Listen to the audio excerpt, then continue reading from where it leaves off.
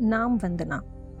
बंदो नाम राम रघुबर को, हेतु कृसानु भानु हिम कर को।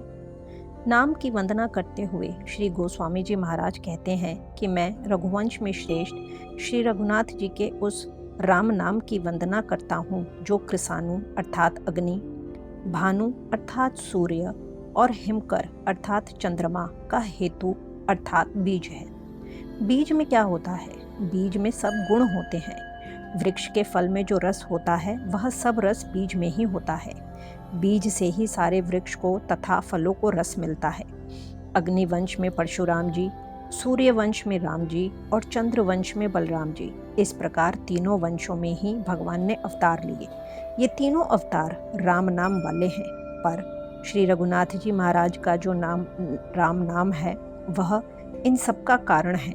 मैं रघुनाथ जी महाराज के उसी राम नाम की वंदना करती हूँ जो अग्नि का बीज र, सूर्य का बीज आ और चंद्रमा का बीज म है। राम नाम में र, आ और म ये तीन अवयव हैं। इन अवयवों का वर्णन करने के लिए कृसानु, भानु और हिमकर ये तीन शब्द दिए हैं। यहाँ ये तीनों शब्द बड़े विचित्र एवं विलक्षण रीति से दिए गए हैं। कृसानु में री, भानु में आ और हिमकर में म है। कृसानु शब्द में से री को निकाल दें तो कसानु शब्द बचेगा जिसका कोई अर्थ नहीं होगा। भानु शब्द में से आ निकाल दें तो भनु का भी कोई अर्थ नहीं होगा। ऐसे ही हिमकर शब्द में से म को निकाल दें तो हिकर का भी कोई अर्थ नहीं निकलेगा।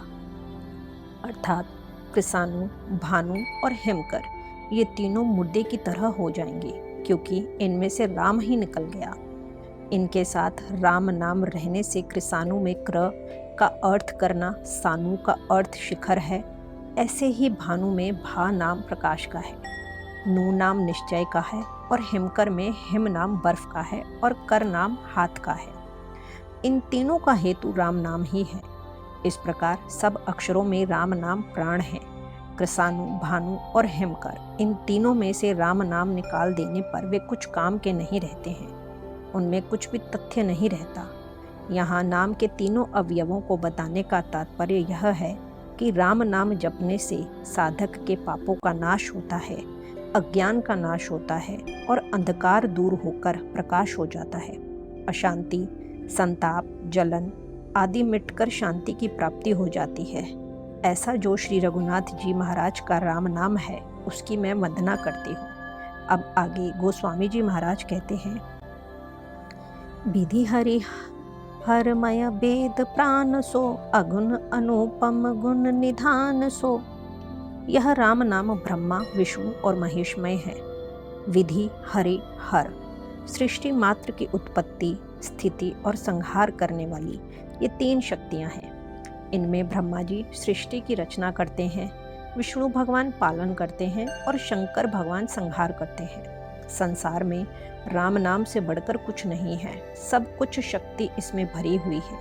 इसीलिए संतों ने कहा है, रामदास सुमिरन करो, रिद्धि सिद्ध या के माया। रिद्धि सिद्धि सब इसके भीतर भरी हुई है। विश्वास ना हो तो रात दिन जप करके देखो, सब काम हो जाएगा, कोई काम बाकी नहीं रहेगा। यह राम नाम वेदों के प्राण के समान है, शास्त्रों का और वर्णमाला का भी प्राण है। प्रणव को वेदों का प्राण माना गया है। प्रणव 3 मात्रा वाला ओमकार पहले प्रकट हुआ, उससे त्रिपदा गायत्री बनी और उससे वेद त्रय बना। त्र्यक, याम, यजु ये तीनों मुख्य वेद हैं। इन तीनों का प्राकट्य गायत्री से, गायत्री का प्राकट्य 3 मात्रा वाले ओमकार से और यह ओमकार प्रणव सबसे पहले हुआ।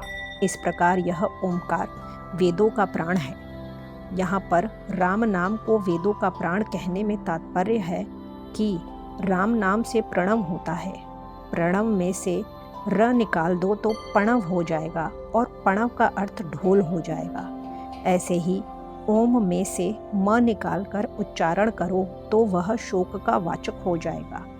प्रणव में र और ओम में म कहना आवश्यक है, इसलिए यह राम नाम वेदों का प्राण भी है। यह राम नाम निर्गुण अर्थात गुण रहित है, सत्व, रज और तम से अतीत है उपमा रहित और गुणों का भंडार है। दया, क्षमा, संतोष आदि सद्गुणों का खजाना है। नाम लेने से यह सभी आपसे आप आ जाते हैं। यह राम नाम सगुण और निर्गुण दोनों का वाचक है। आगे के प्रकरण में आएगा। अगुण सगुण बिच नाम सुसाखी, उभय प्रबोधक चतुर दुभाषी। यह राम नाम सगुण और निर्गुण दोनों को जानने वाला है।